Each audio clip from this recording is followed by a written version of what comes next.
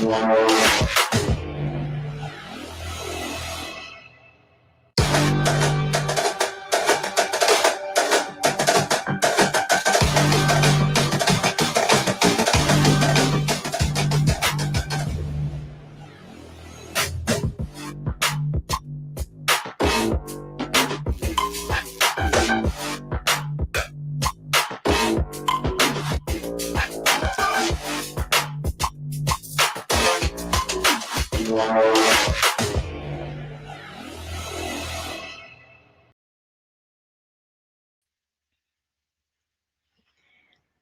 day, everyone. I hope you enjoyed that video. It actually brings back memories for me as well. It's been quite some time since I last stepped foot physically in APU.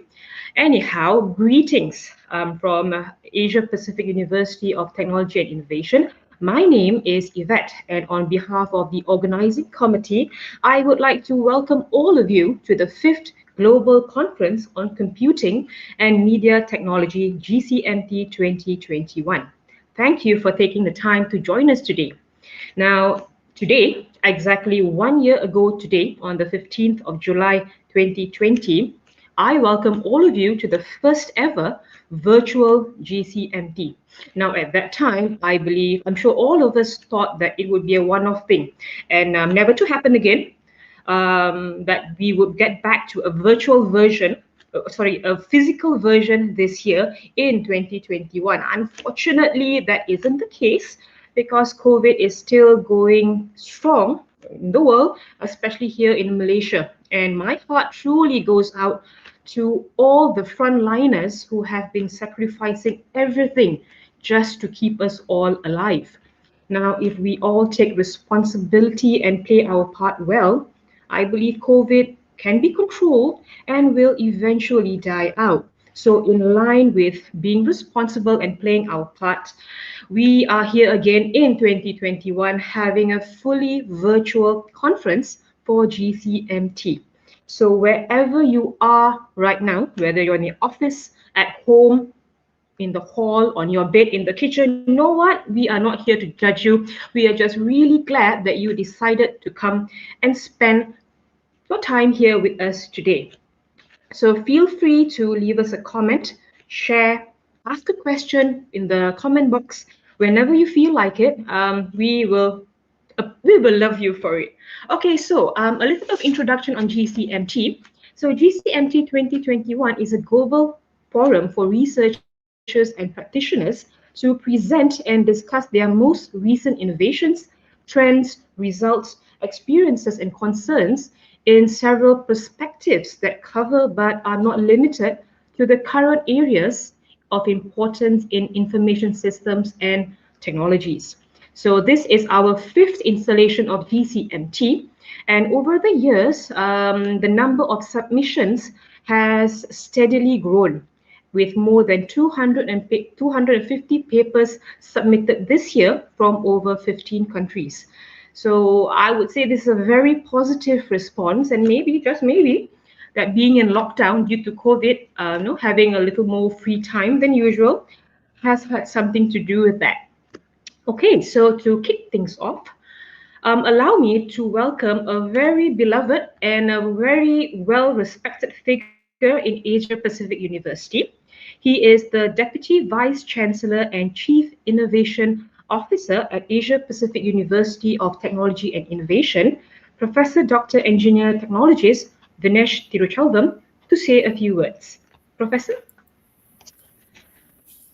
Thank you, Yvette. Dr. Yvette has always been our wonderful MC for the last couple of years, and she continues to do a wonderful job.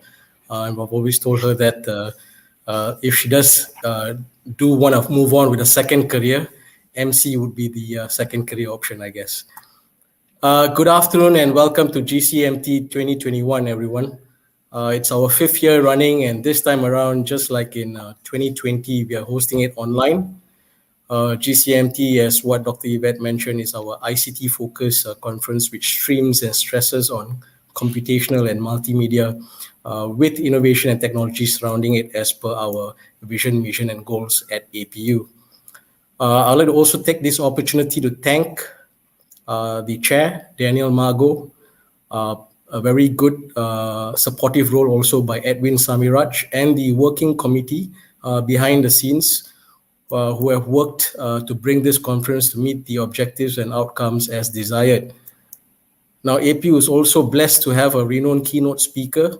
So I want to take this opportunity to thank him in advance, Professor Dr. Ufuk Tureli from Yildiz Technical University in Istanbul, Turkey. It's our pleasure to bring you on board virtually. So as part of this opening of the conference, I would like to stress on research and the future trends from 2021, as in today, moving into the coming years. This is where tech is infused into business operations, consumer needs, and human life betterment. So my focus today, if I want to go into the research trends, I want to just focus on three themes. So the first theme is people centricity. So although the pandemic has changed how many people work and interact with organizations, people are still at the center of all business operations. And they need digitized processes to function in today's environment. Because today's environment, the digitization processes basically take a very pivotal role in all forms of operations. So as an example, the adoption of artificial intelligence has received traction across various industries, starting from healthcare, which is the current primary industry of everyone's thoughts, to the automotive, manufacturing, telecommunication, finance, to name a few. In combination with the ubiquity of digital sensors, networks, and software-based automation, AI is transforming our economy and defining a new digital age. AI is improving the efficiency of humans by taking over all dangerous and tough labor jobs. So in this case, technology is providing humans with space to improve creativity and engage in intellectual works. So if I deep dive into just the healthcare industry, AI is leveraged to monitor patients and diagnose diseases even before a physician finds it. That's how smart AI is working in the healthcare industry. So as an estimate by McKinsey, they have concluded that big data could save medicine and pharmaceutical companies up to $100 billion annually. Now, facial recognition technology is also becoming a common tool, just like how fingerprints are being used before this. Facial recognition is used in everyday life, starting from unlocking smartphones to shielding critical information. Data analytics is helping businesses find the right answer for anything and everything. With the help of AI, organizations can now focus on marketing and approaching the right customers with the right products. So as technology has come to the extent where it outperforms human skills, the very concept of why researchers take on board the effort to unravel AI is slowly moving forward. Fortunately, the resurfacing of people-centric AI concepts is bringing light to innovations, and that is now the current need, the core need for all humans. So that's the first theme, people centricity. Now, the second theme is location independence. So COVID-19 has shifted where employees, customers, suppliers, and organizational ecosystems physically exist. Location independence requires a technology shift to support this new version of businesses. And anywhere operations model will be vital for businesses to emerge successfully from COVID-19.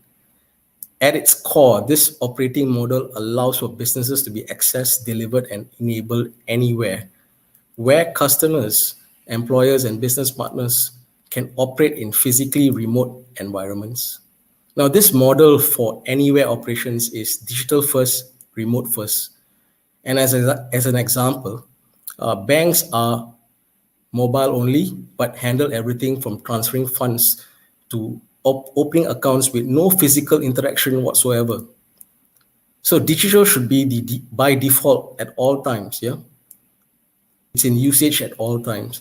That's not to say that physical space doesn't have its place, but it should be digitally enhanced. For example, contactless checkouts at a physical supermarket or store, regardless of whether it's physical or digital capabilities.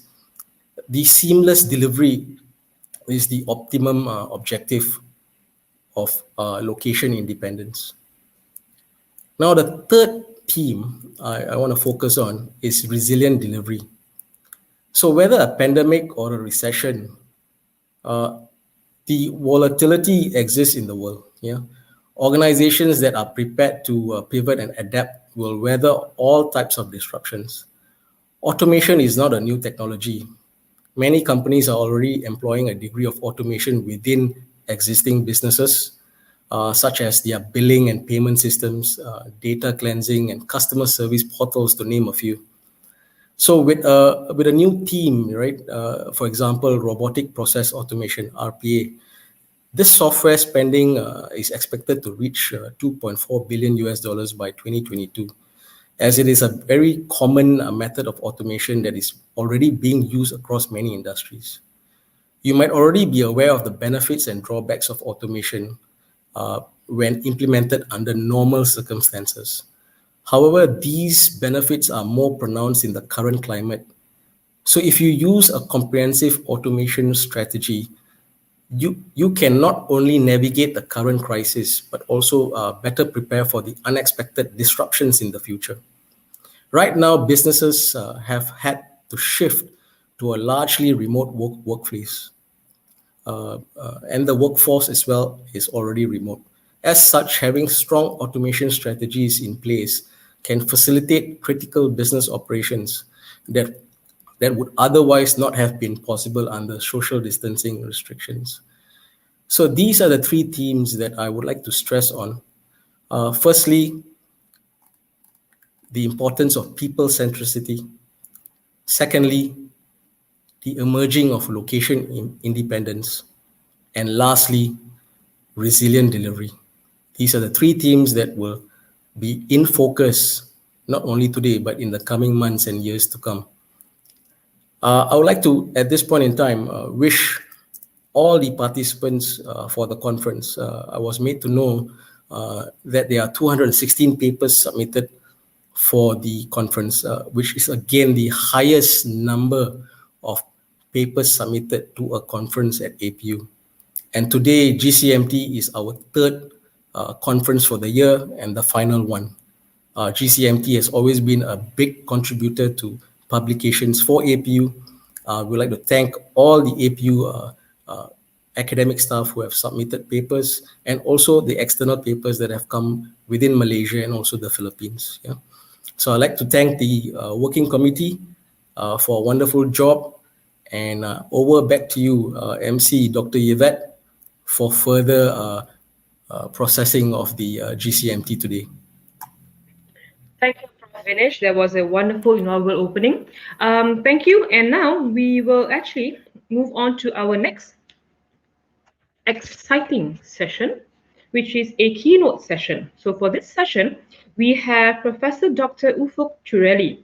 Professor Chureli received his bachelor's degree from Bogazici University, Istanbul, Turkey, and his master's and PhD degrees are from the University of Virginia, Charlottesville in 1998 and 2000 respectively, all in electrical engineering.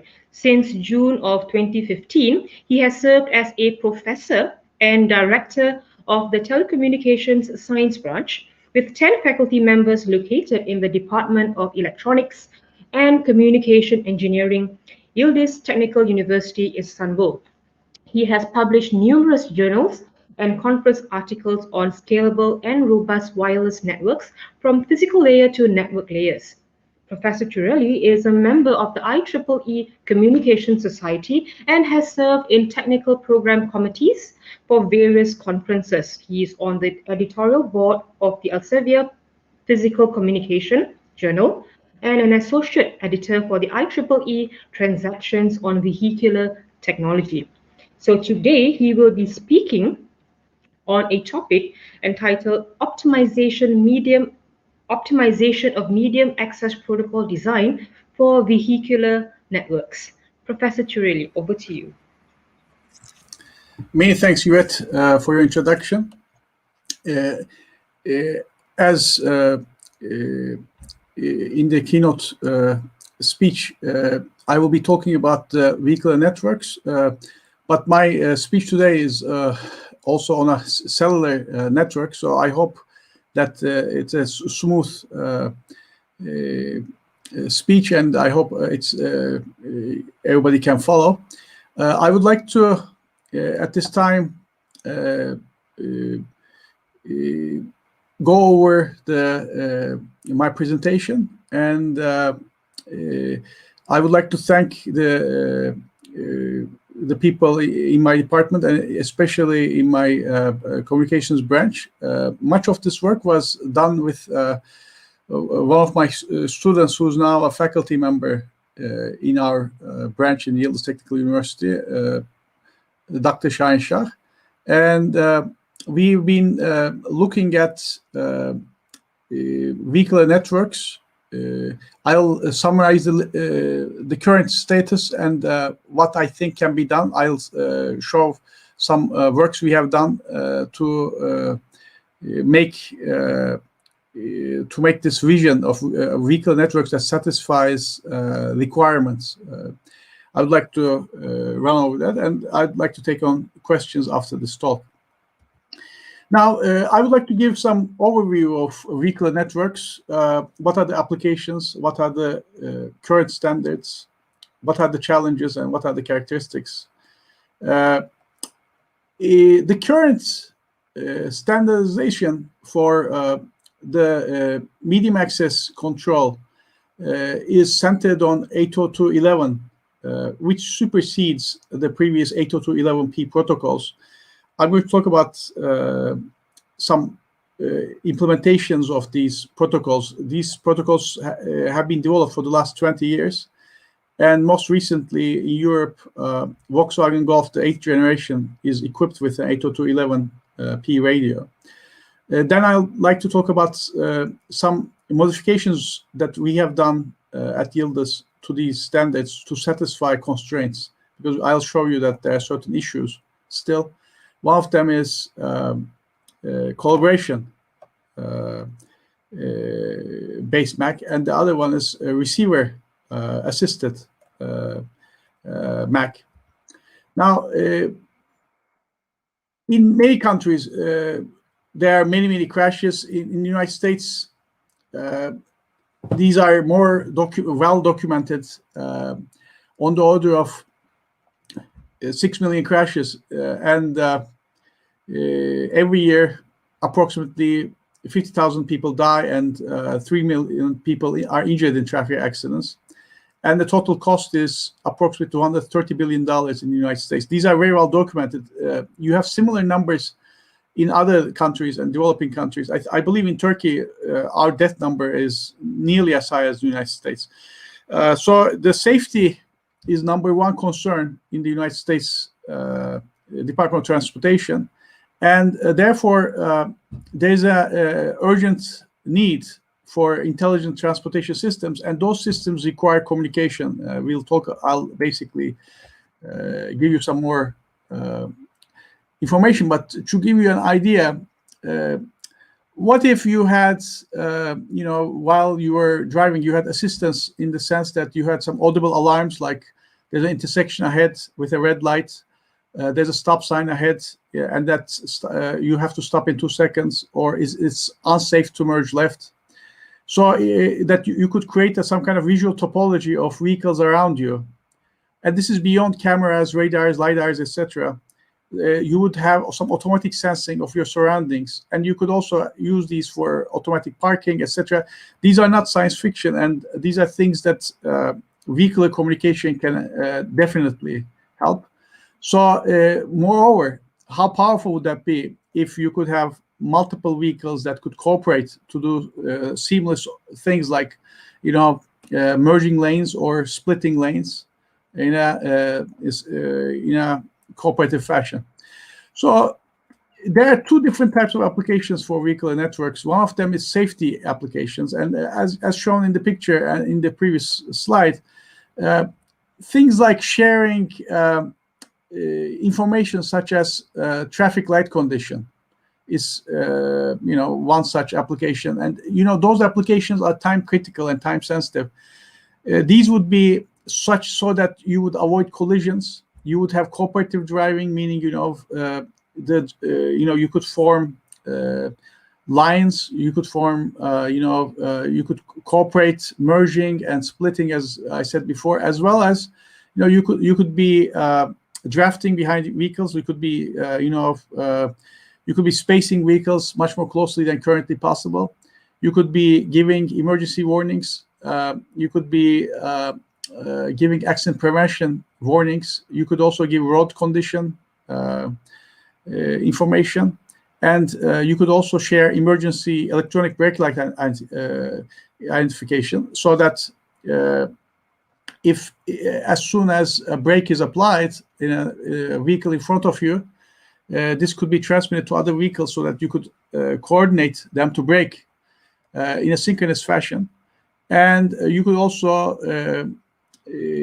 indicate traffic signs or violations, signal violations, meaning if somebody passed on a red, you could also signal that. And therefore, these applications would be geared towards preventing accidents. And on the other hand, they require very high level of coordination. Therefore, many of these applications are very time sensitive. They have to be delivered within a certain time window. There's also non-safety applications, such as traffic congestion avoidance, collecting tolls, sharing tourist information such as gas stations, restaurants, prices. You could be sharing distributed parking lot searches. You could be updating maps on vehicles. You could be providing weather information. You could be providing internet access, gaming, web browsing. You could be pushing contents, video on demand, gaming, etc. So you could be doing all those things. Here, if you look at this picture, you can see that you could be sharing information such as emergency events between vehicles, using some inter-vehicle communications. And some of this material, such as contents and map updates, etc., they could also be done through some roadside units that are essentially base stations that could connect to not all the vehicles, but some of the vehicles, and that information could be shared with other vehicles in the network. So here are some terms that we need to have some that we'll refer to in this talk. One of them is dedicated short-range communication. It's called DSRC, and then this is usually, when we refer to this, we are also referring to a certain frequency band. Although in different countries, different frequency bands have been allocated. There is something we call WAVE, which is wireless access in vehicular environments. This uses dedicated short-range communications, the SRC, at 5.9 gigahertz, this WAVE protocol. And the standards in this suite, WAVE protocols, have been approved and are being tried, and there's more that are coming up. There's onboard units and roadside units. In many cases, for implementation of vehicular communications, you do not really need roadside units. It would be nice to have them. But the nice thing about vehicular communications is that by enabling communication between these vehicles, you do not need to have an infrastructure. You do not really need base stations or cellular networks. These vehicles will actually form the networks themselves, and they will piggyback onto the infrastructure if necessary, using some modem or some other device within one of those vehicles, perhaps to cellular as well as to other things. So the nice thing, the thing that we're going to talk about most here is really the communication between the vehicles themselves. To give you an idea about the state of art, as I said, it's been 20 years. In October 1999, FCC allocated the 5.9 gigahertz for dedicated short-range communication-based intelligent transport systems. And it's both for vehicle-to-vehicle and vehicle-to-roadside communication. Sometimes we call this the V2X, meaning anything, vehicle to anything. This uses wireless local area network technology. In particular, it uses a specific modification of 802.11a for VANETs. And standardization activities have been going on for a long time. Still, the activity is going on through the IEEE Vehicular Transportation Society, VTS. So this is still an active research and standard development area. Now there are some standards, recent standards in IEEE 1609. So some of them dealing with multiple simultaneous streams, system resources. 1609.2 covers securing these messages against eavesdropping, spoofing, and attacks. And 1609.4 covers how multiple channels, control and service channels should operate. I'll show you what these mean in a moment. And 1609.3 covers an extension, which is basically pending to these wave mode transmissions. And it specifies open system interface layer 3 networking and layer 4 transport protocols and interfaces to secure low latency and ad hoc communication among participants in a transportation system. So the key word here is really ad hoc, meaning you do not really need an infrastructure. To give you an idea about the DSRC bands, these bands have been allocated. These are channels 172, 174, 176, 178, 180, and 182, 184. And there are 7 channels of 10 megahertz each. The red one, 178, is a control channel. And there is a 5 megahertz channel reserved for future use. So these cars that uses this wave have been, built and are tested since 2015 in Japan, 2017 USA. I believe Toyota is at the forefront of this in Japan, and they use in Japan not only these frequency ranges but also 700 megahertz. In the United States, General Motors, like Cadillac, put these cars that have these that support 802.11p in production. And in 2019, the Volkswagen Golf 8 was the first car in Europe that was mass produced with these radios that enable such communication in Europe. So there is adoption, and adoption will be steadily increasing with autonomous vehicles, because to enable autonomy, you have to have some kind of communication. So the motivation for this research, again, is to increase transportation efficiency and road safety. And these vehicular networks will enable the deployment of autonomous vehicles easier and faster, because the current paradigm is you have expensive sensors on all these vehicles, such as LiDARs, radars, and the cameras.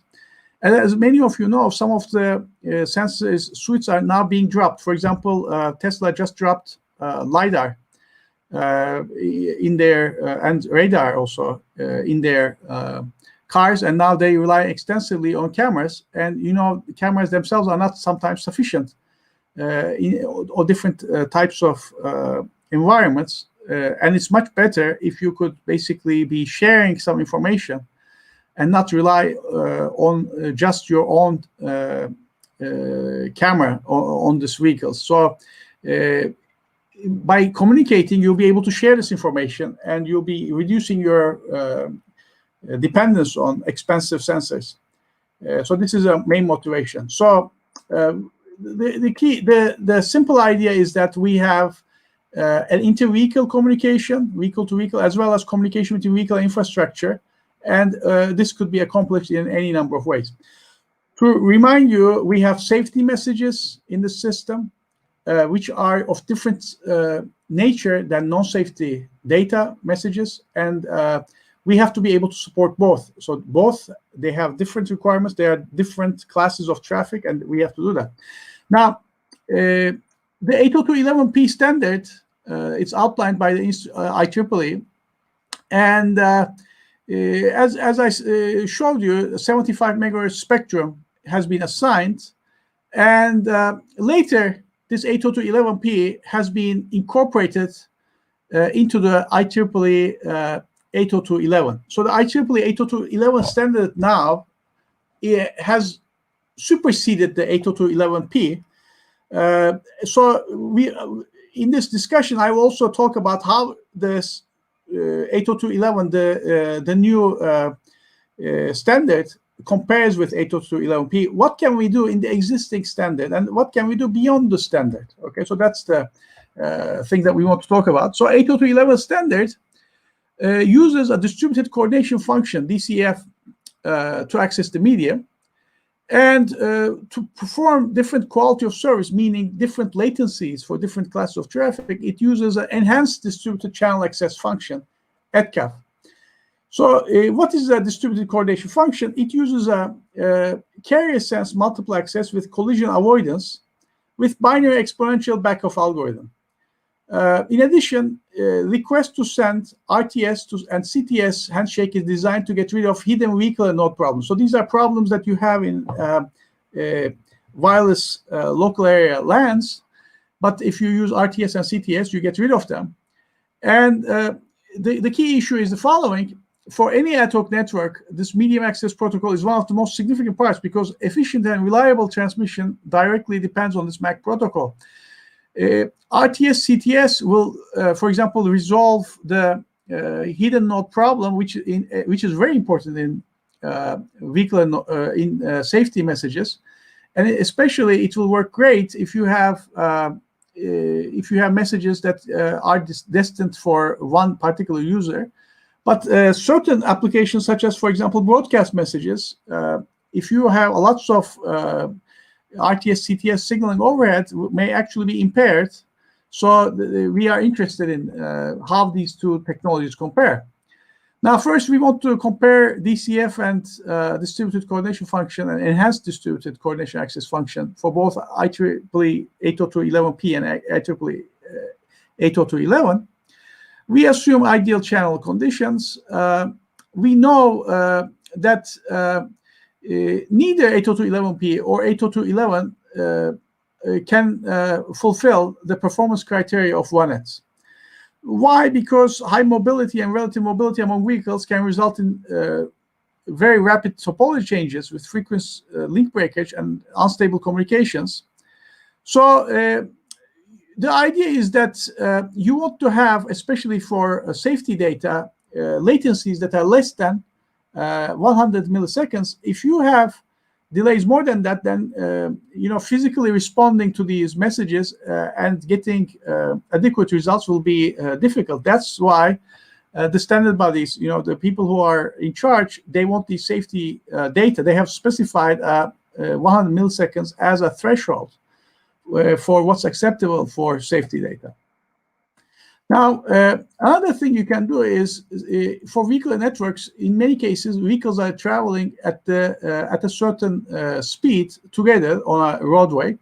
So you could basically cluster these users, and you could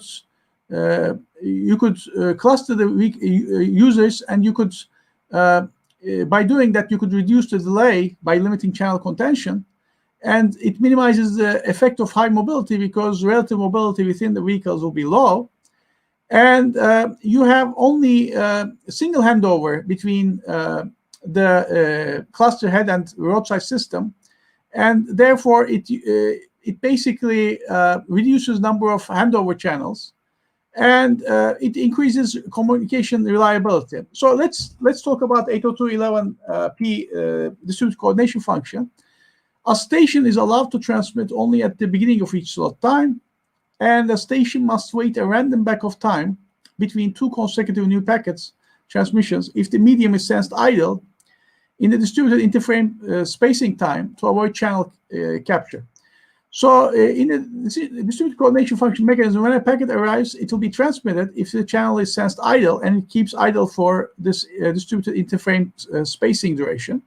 Otherwise, it's sensed busy, and the station will sense the channel, If the channel becomes idle again and keeps idle for the distributed interframe spacing duration, it will initiate a backup procedure to minimize the probability of collision with packets transmitted by other stations. So if you want to look at this, in a mathematical form, you first start a backup counter with the initial value randomly selected between 0 and the contention window size. And if the channel is sensed busy during the backup period, the backup counter will be frozen at the current value. If the channel becomes idle and keeps idle for this distributed interframe spacing duration, the counter will be resumed. If the channel is sensed idle in a slot, you'll decrement by 1, and you'll transmit when the backup counter becomes 0.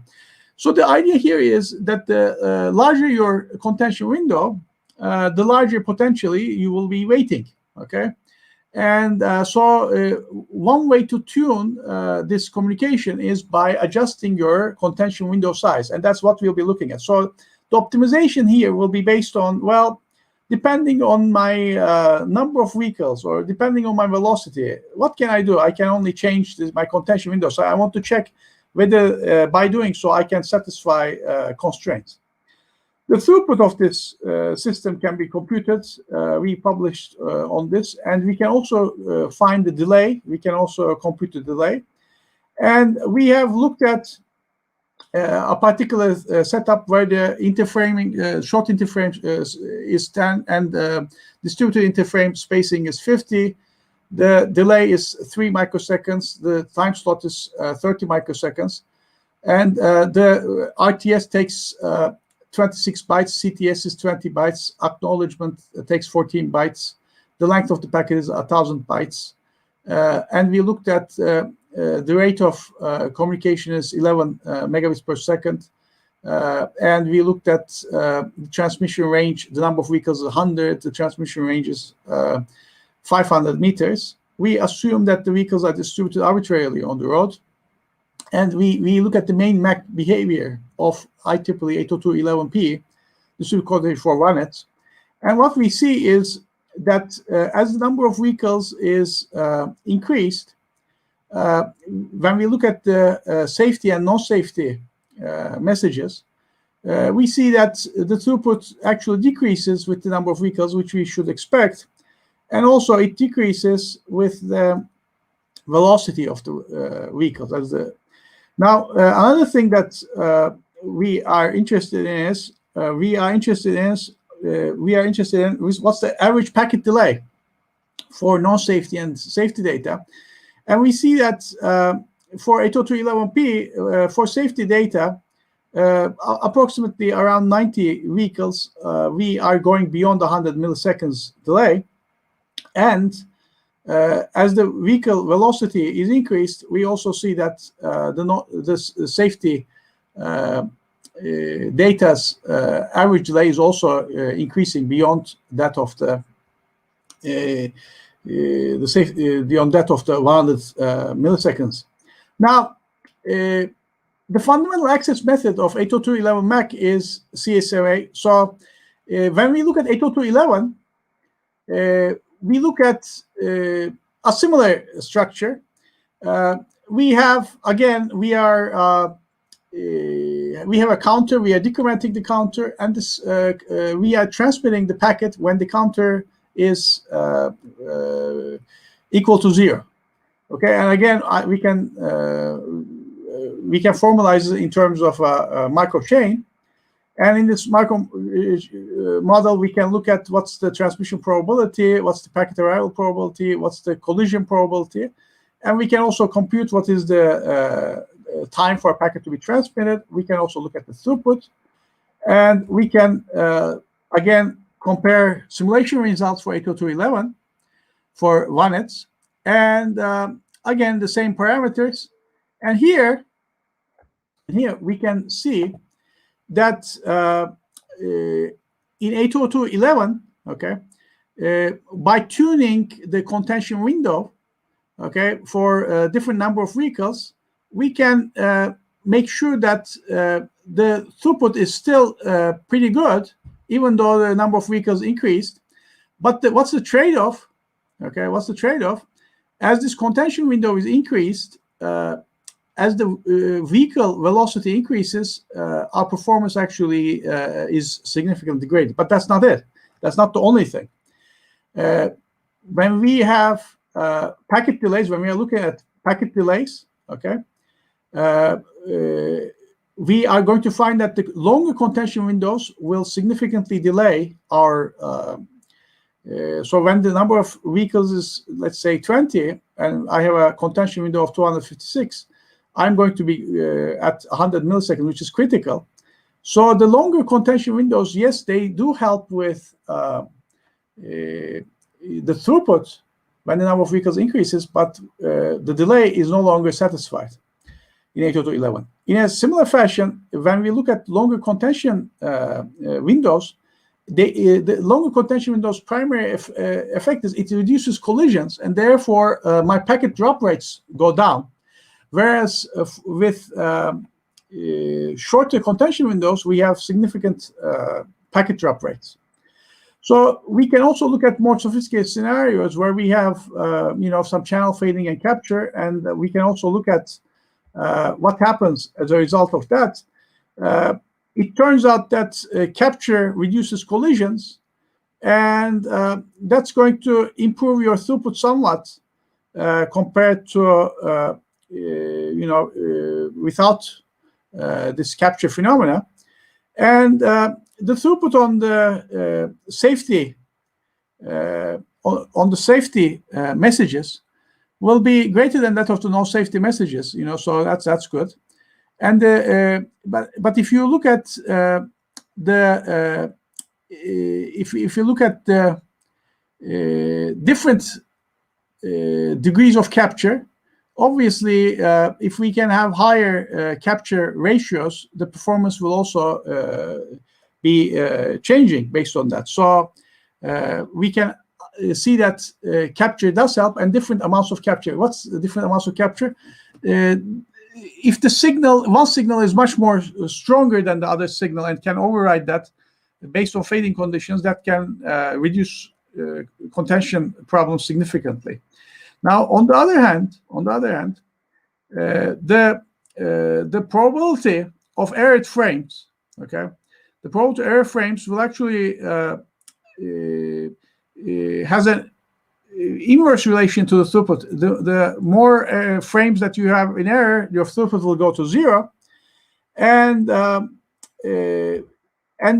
optimize both 802.11p and 802.11, what you have to then do is figure out how to set this contention window size.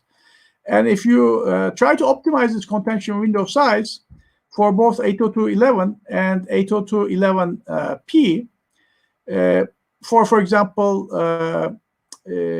using, for example, the optimum contention window, your performance will, your throughput will be enhanced. And now when you compare the performance of 802.11 and 802.11p, you see that 802.11p is actually doing better, nearly twice as better as 802.11.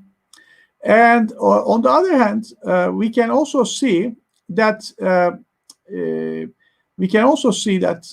by using the optimum parameters, okay, by using the optimum parameters for 802.11 and 802.11p, we can also do twice as better as each other. So, in other words, even though 802.11p with the contention window of 64 is doing very well for a certain number of vehicles, by optimizing the contention window depending on the number of vehicles or depending on the number of traffic, we can keep the performance steady as shown in the green line on the top. And same thing for the 802.11, which is by using the optimum contention window size for a different number of vehicles, we can still keep the performance optimum to the optimum level. So this is an interesting insight, like, okay, well, within the constraints we have within 802.11p and 802.11, we can do that. Now, Another thing we can also do is by adjusting the optimum parameters for meaning the contention window size for 802.11p, we can keep the performance the same for different velocities. And even though the performance will degrade for a fixed contention window, for a contention window size of 64 for throughput. So you can clearly see that with respect to throughput, this optimization idea works great. So if I want to plot this with respect to velocity and number of vehicles, and I want to look at the contention window size, how that should be varied, you see, if I want to plot this in 2 dimensions, I see that in general, there is a dependence on velocity, but the greater variation is by increasing the contention window size when the number of vehicles increases, because we do assume that the traffic increases as the number of vehicles increases. So in general, in both of these things that we showed you, this high relative node mobility results in rapid topology changes with frequent link breakage and unstable communications. So instead of using these 802.11p, the standards can actually be improved. And basically, one idea is clustering these different users. And the clustering can help by partitioning the vehicular network into smaller sets. It can decrease delay by limiting channel contention. And vehicles driving in the same direction should be together to reduce relative mobility. And it will simplify handover process. As one handover process is initiated by the cluster head, the handover success rate is increased, and the number of reserved handover channels, as well as signaling overhead, is reduced. So the way the model we have is that we have different clusters that are traveling in the same direction. And to do this, you have to establish a cluster membership. A cluster head should be selected, leaving a cluster, the protocol for leaving a cluster, and the merging of multiple clusters that are too close to each other also needs to be discussed. So we have developed internal state.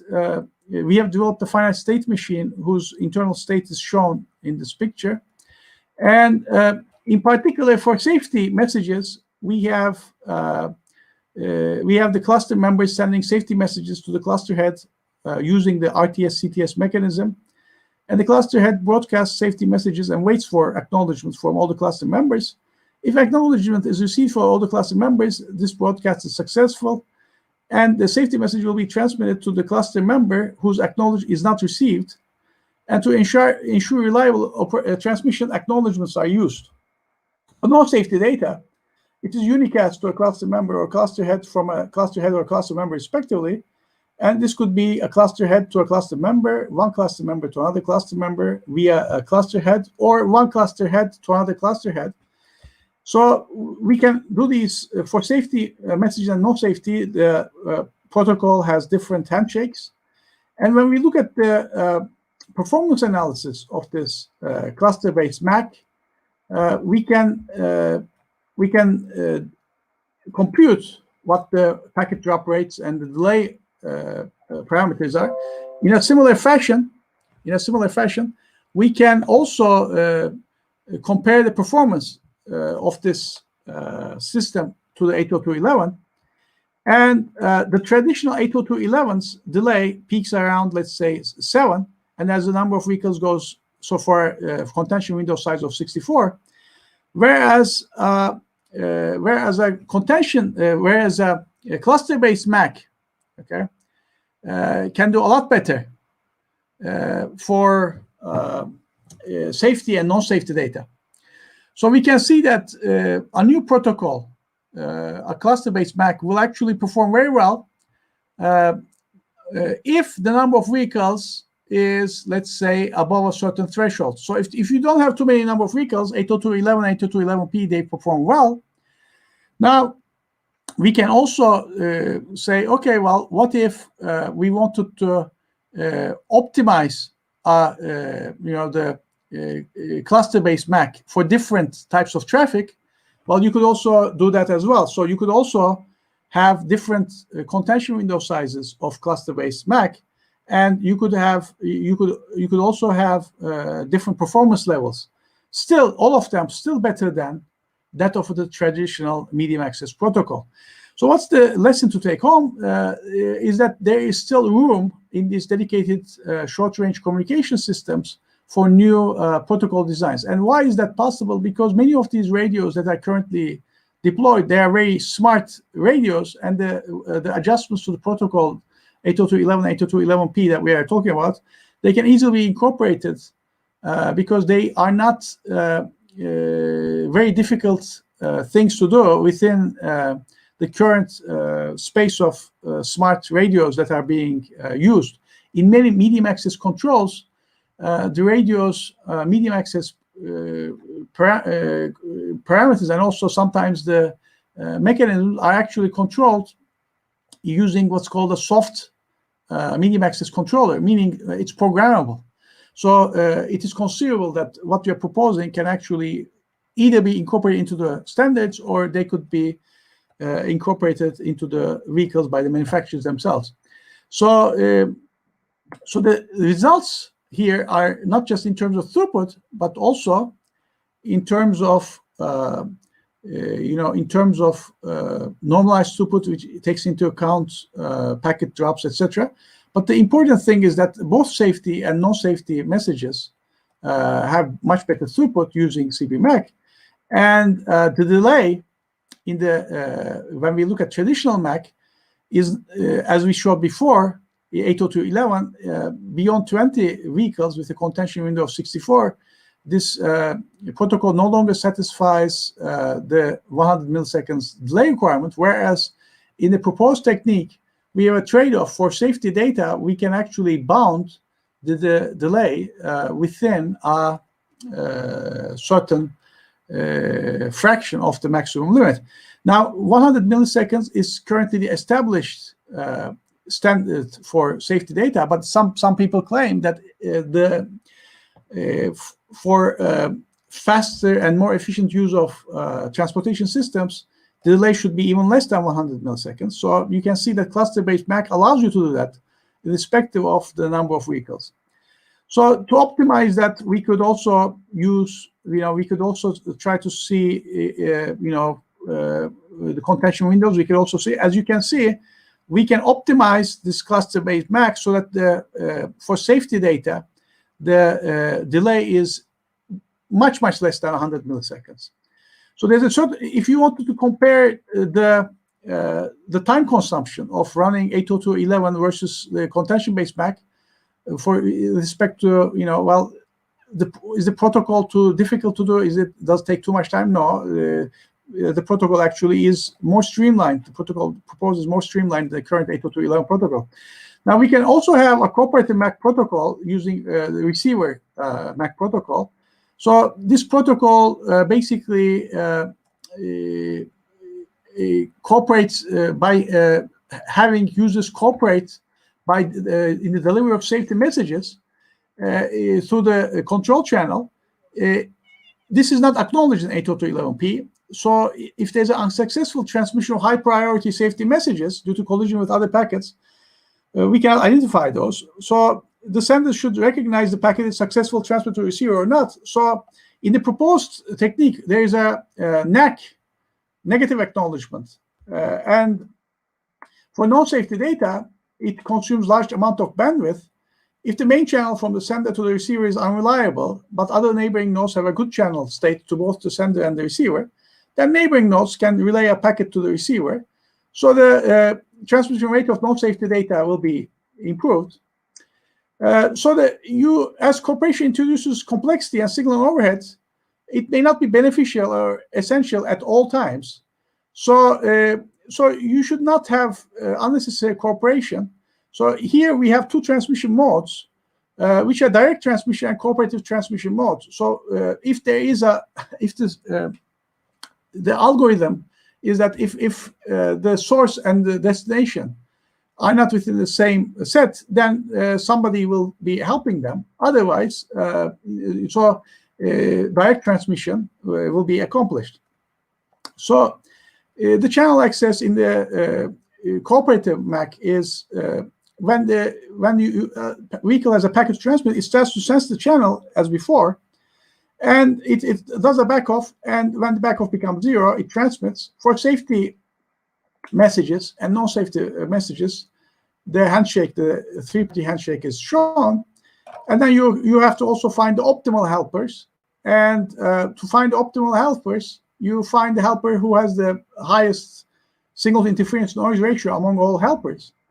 And when you run through the throughput and packet dropping rate analysis, and you look at the delay analysis, and you run the same thing again, you find that compared to the traditional MAC, which is blue, okay, the receiver MAC will actually have higher throughput.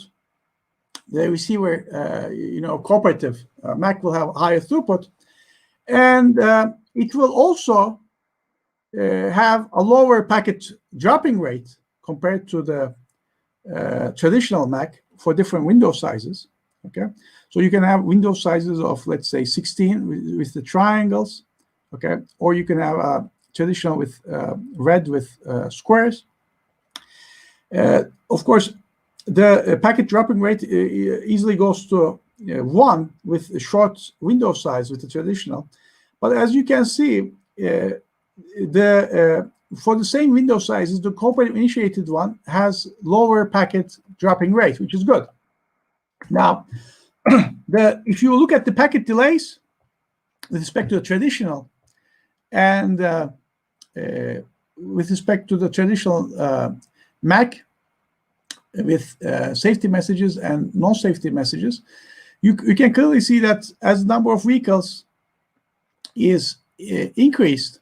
Okay, so in this case, we are looking at the average delay easily surpasses 100 milliseconds with the traditional MAC, but the receiver-assisted cooperative MAC will have lower delay.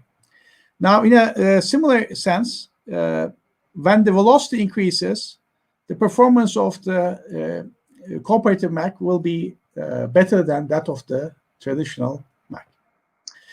So I would like to summarize by saying that the medium access is one of the most important parts of this vehicle access networks. And we, in this work, what I tried to summarize is some of the works that we have done in the last years with our students and fellow faculty on vehicular network communication problem, which is the most important is the medium access problem. And the most confounding one is the medium access problem, because the current standards 802.11p and then 802.11 have not fully been able to solve, especially the latency problem for a number of high dense usage scenarios. On the other hand, technology has come to such a point that many of these devices are using commercial off-the-shelf 802.11a type radios, but slightly modified for this particular use. And the trend in that domain is that many of these radios are now equipped with what's called soft MACs. And what we just showed you, these modifications to the protocols, illustrate a way that these dedicated short-range communication devices could actually reach their potential by optimizing their parameters. In particular, we looked at, for 802.11p, we looked at how we could vary the contention window size. There are many different protocol parameters that could be varied, and I think this is a rich area for researchers to pursue, because if you look at these protocols, 802.11 and 802.11p, there are many parameters that could be adjusted. We showed you some performance results for typical sets of values for IPS, CTS. There are many settings that are available within these protocols that you could vary to optimize performance. I'm also now looking at some questions we have. Okay, so could I see the questions? Right. Thank you, Professor Torelli. Your keynote was really, really technical. Perhaps you can enlighten us, those who are not too technically inclined, on some questions that we have in the comment section. Okay, so there is a question from a Satish Kumar. This is actually referring to some of the slides that you Could you showed repeat? earlier. I lost you. Okay, you can actually refer to the screen. The question is over there. Okay, it's by Satish Kumar. Which of these performance measures are very important for critical evaluation of this application? He might be referring to some of the results that you were showing in your slide earlier. Okay.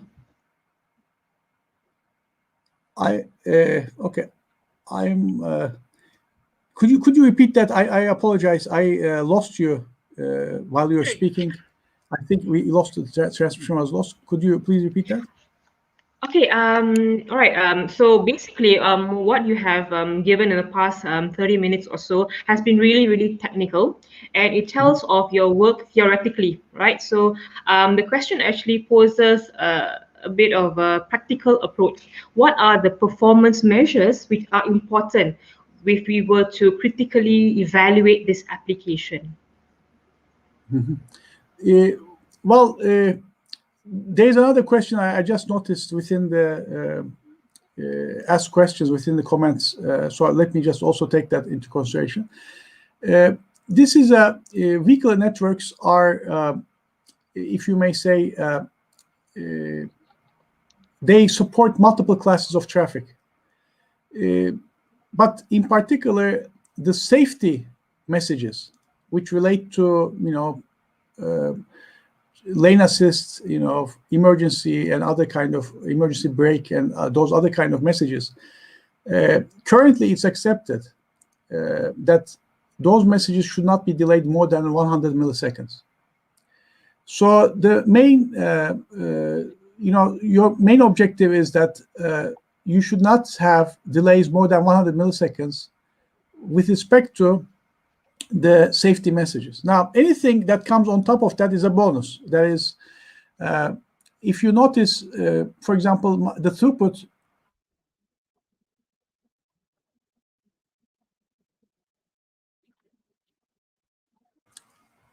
I don't know, was that clear enough, Yvette? Yes. Well, I'm not too well versed on your topic. However, perhaps later after the session, there's another Satish question. There's another can question, Yvette. Yes, and yes. There are lots of was, questions. I lost you there, sir. Go ahead. Okay, all right. Let's look at another question. This is by Shankar Durekanan. In your optimization results, I see a throughput of 4 megabytes per second when the number of vehicles is between 1 and 100. Can this be good enough to the advanced autonomous vehicles that will require a latency of less than 1 millisecond? Okay, so that's that particular requirement, 1 millisecond requirement may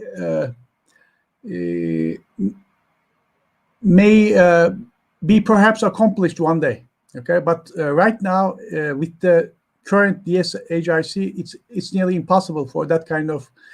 So 1 millisecond is a haptic kind of delay that's not related to vehicular application, but it's related to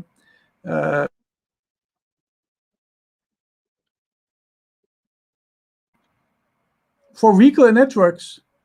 100 milliseconds is deemed acceptable, but some people do claim that you could do better if instead of 100 you could do maybe 50 milliseconds. For the physical control of these vehicles, if you could coordinate them, if you could have autonomous vehicles that could adjust, for example, the speed or brake, etc., the physics of the situation, it is if 50 milliseconds or 100 milliseconds is satisfactory. It's considered satisfactory right now. Because we do not have a human in the loop. There is a machine in these autonomous vehicles that can actually react much faster than the communication overhead that's described here.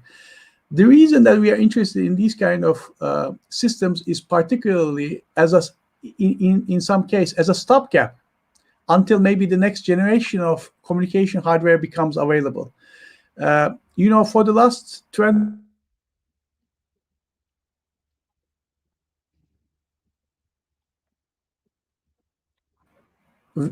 Yvette, can you hear me?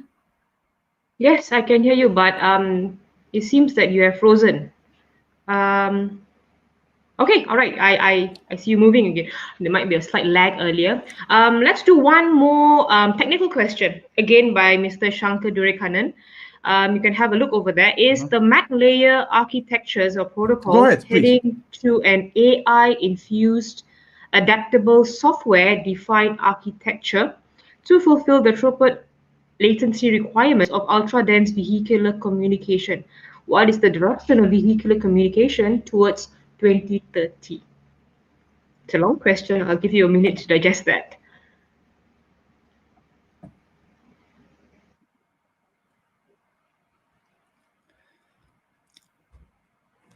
It could very well be. I think this is an excellent question.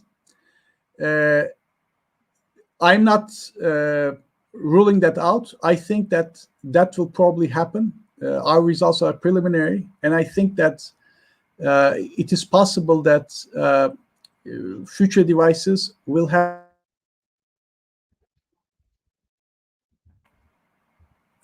Our results primarily are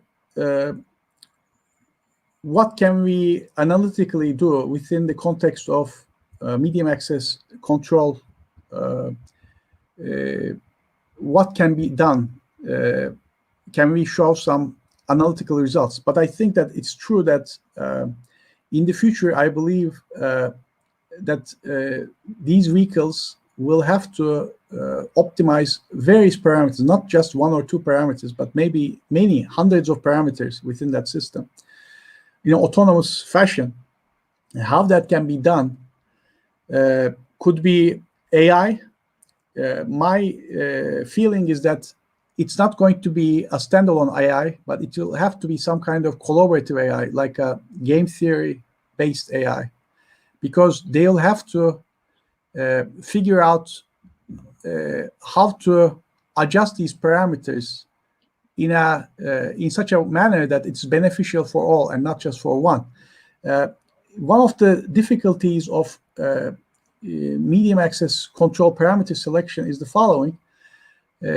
Some nodes may adjust their parameters that suits them, for example, carrier sense thresholds and other things, but it may actually harm other users' performance. And when you have adjustable dials that are software controllable, I think this is an excellent question. A future paradigm will have to evolve around a distributed AI, which is this optimization will have to be done.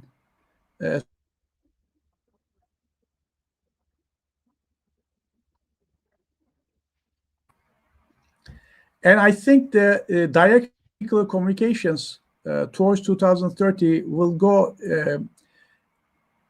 in both in the direction that I summarized, and also because IEEE is still active and it's still drafting.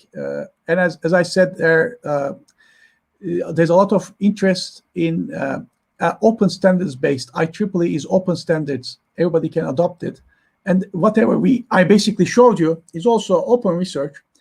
But there is also a push by the 3GPP, the cellular providers, that they want to have cellular to V2X. So they want to also have a 5G or 6G solution to these problems. So right now there's a competition between both cellular and IEEE-based solutions to this problem. The IEEE-based solutions have the advantage that they do not need an infrastructure. This system will work regardless of there's an infrastructure or not. It will work in urban environments. It will work in rural environments. It will work if you do not subscribe. It will work regardless of your provider, or who is in the other the cellular provider, whether your provider or other provider, it will still work. But the technical issues limit the maximum allowable delays. So in this case, 100 milliseconds for us is satisfactory. 3GPP claims, 5G networks claim that they could make this a lot smaller. But at the same time, there are a lot of issues how this problem will be monetized for vehicular networks. So that problem needs to be solved. If they could show that there is a way that they could make this inexpensive or cost-free in some fashion, or governments can subsidize, or motorists could pay for these services in some fashion, that they could provide these services in those years to 2000.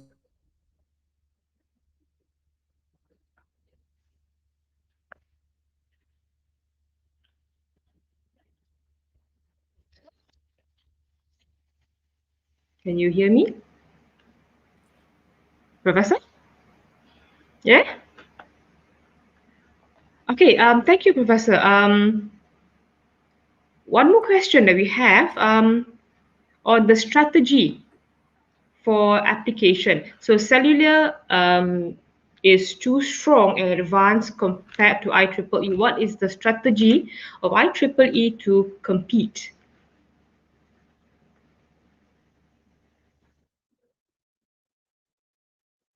The professor is offline. One moment.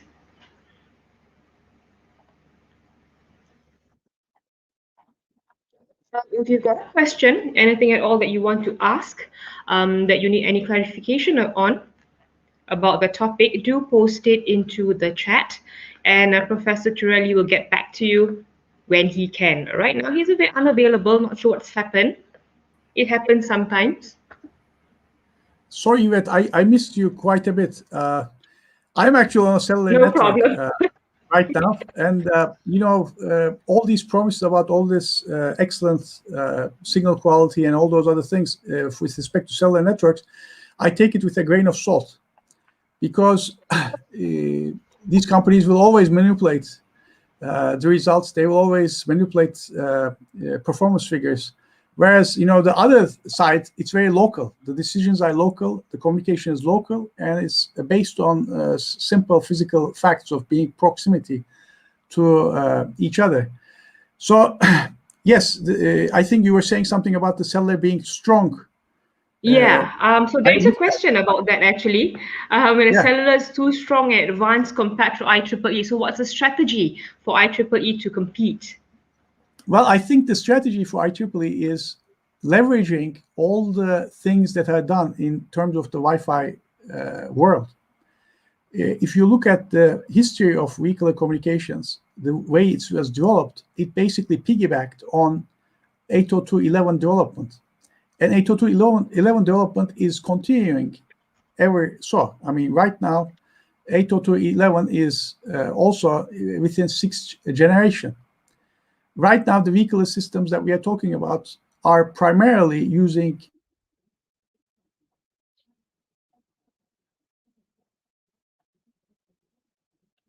No. The cellular network is not being cooperative at this moment. Just give it a moment for the professor to return.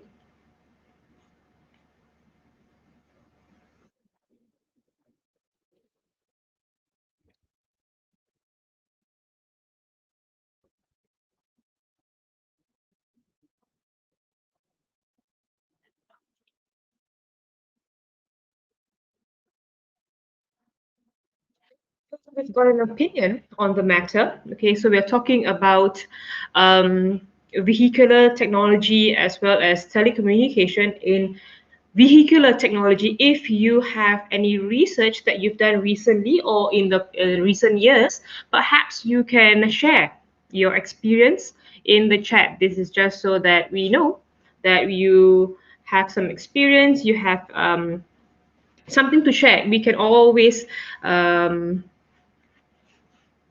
share in the comment, no problem on that.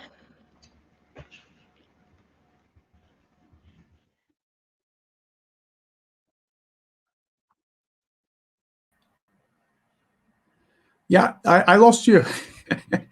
I lost you. As I said, Okay. I'm on a cellular network, and I apologize. I'm on a cellular network. We've been having this for the whole year, no problem, Professor. A11 network leverages all the improvements that are done within the context of computer networks.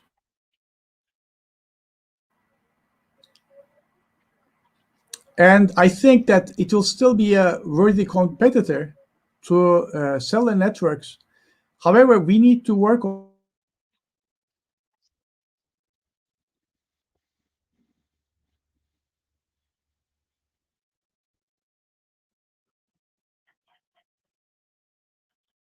probably should be. I believe I should probably be closing because I'm constantly losing connection. That must be a signal. We are not intentionally cutting you off, by the way. No, I think my connection. Enjoyed your talk. Well, you had many thanks for hosting me, and as I said, I'm connecting to a cellular connection, which is showing 4 bars. So I highly do not recommend using this for vehicular network applications. All right. Thank you so much, Professor Tureli.